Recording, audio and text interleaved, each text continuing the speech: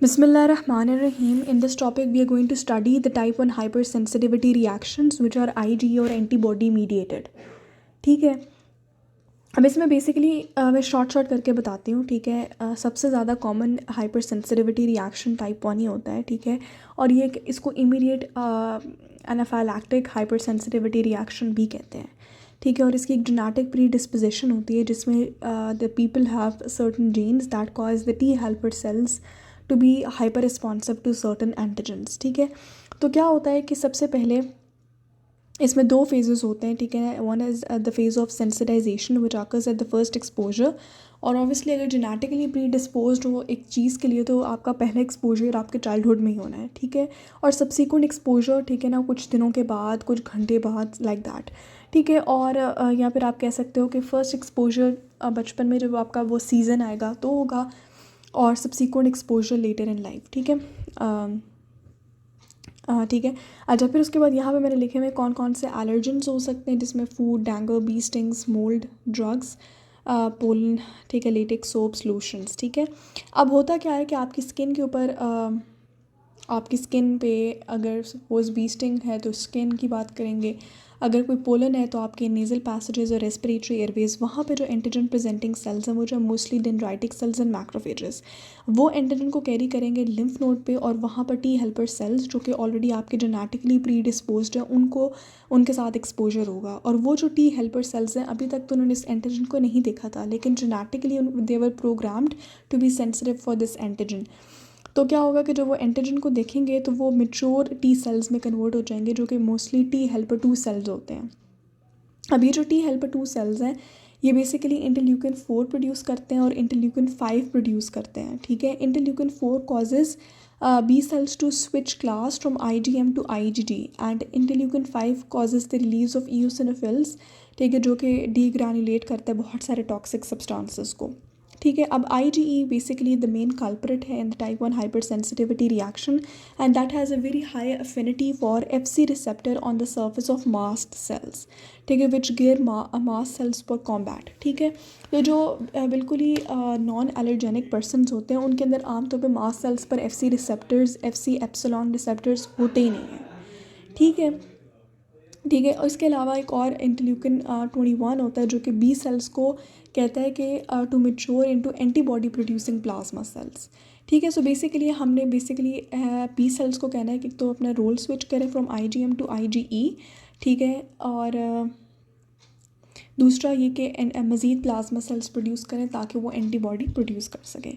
ठीक है. अब होगा क्या अब हमारा बेसिकली वो फेज़ 2 आ गया है that is on the subsequent exposure. ठीक है. फर्स्ट एक्सपोजर पे क्या हो चुका है कि आपके वो टी सेल्स सेंसिटिव जो ऑलरेडी थे. ठीक है. उन्होंने इंटरल्यूकिन 4 प्रोड्यूस किया. ठीक है. जिसकी वजह से क्लास स्विचिंग हुई IgE प्रोड्यूस हो गया. IgE जाकर आपके मास्ट सेल्स के FC एप्सिलॉन रिसेप्टर्स पे जाकर लग गया.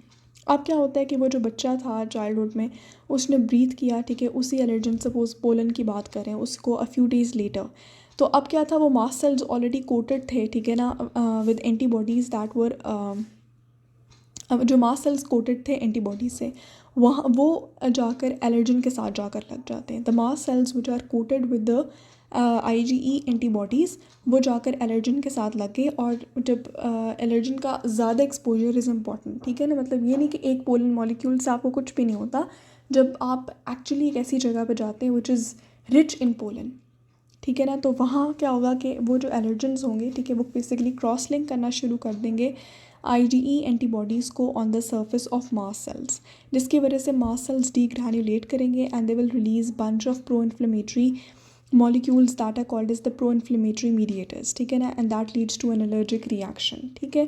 बेसिकली ये वाला जो allergic reaction है that is the immediate phase. ठीक है. जो immediate phase है जो कि मिनट्स के अंदर होगा upon the subsequent exposure to the same allergen for example pollen.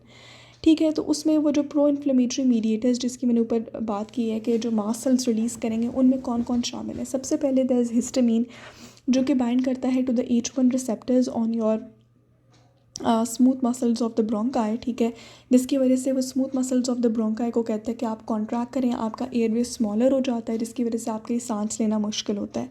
It also causes your blood vessels to dilate, जिसकी वजह से परमिएबिलिटी इंक्रीज़ होती है, एंड ये वाले जो सिम्टम्स आना शुरू हो जाते हैं, यूरिटिकेरिया, हाइव्स, एटीमा, स्वेलिंग, ठीक है। अदर मीडिएटर्स में क्या क्या शामिल हो सकता है?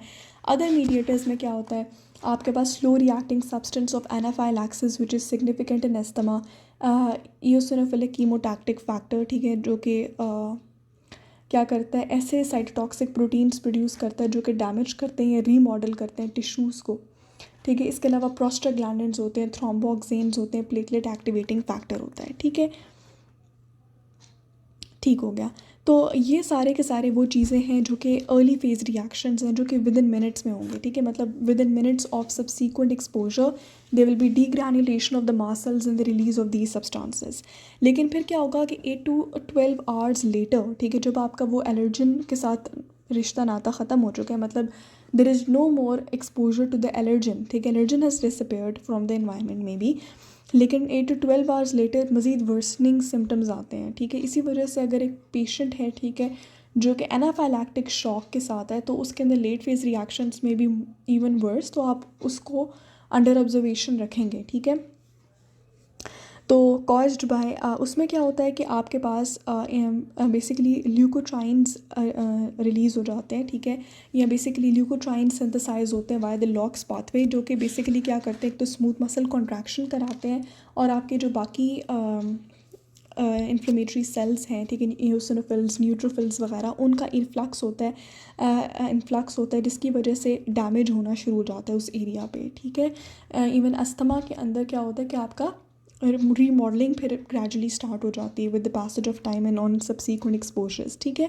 So type 1 hypersensitivity reaction is very important to understand, because इसके symptoms can range from very mild symptoms like allergic rhinitis और hay fever to as severe as a anaphylactic shock, ठीक है, विच में अगर on exposure to a bee sting, ठीक है। B sting में basically होता क्या है कि एक तो एंटीजन बेसिकली बहुत ज़्यादा होता है, there is a massive dose of antigen, जो कि एब्रप्टली क्या करता है कि कंबाइन करता है with the IgE on mast cell. So अगर एंटीजन का ज़्यादा एक्सपोजर है तो that will lead to a more severe response, ठीक है। So it should be treated with antihistamines, corticosteroids and epinephrine.